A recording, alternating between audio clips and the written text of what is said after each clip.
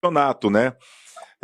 Já foi uma situação já resolvida pelo Juracy, essa questão de deixar o dinheiro já certo para pagar todo mundo? E o porquê dessa saída dele, cara?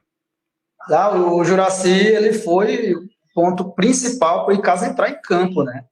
Não sei se você lembra, no comecinho ainda, tinha uma causa trabalhista que foi trancado o bid, né? Teve uma questão lá no começo que o Icasa não estreou e tal, por conta do bid que estava fechado, o Juracy teve que pagar, né, na justiça, para essa causa trabalhista, que não era de agora, era de tempos passados. O Juracy conseguiu quitar, zerar totalmente essa dívida para que o bid fosse aberto, e a gente já escreveu os jogadores, então o Juracy foi primordial.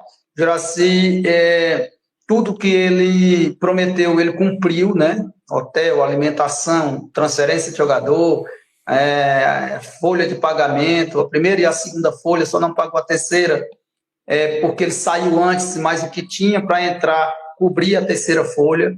Então, o Juracy, cara, se Casa entrou em campo esse ano, foi realmente porque o Juracy foi muito decente, o Juracy foi muito homem, e a gente poderia ter tido uma sorte maior para que a gente pudesse também agradecer o acesso pelo que o Juracy fez. Não é, eu falo que é um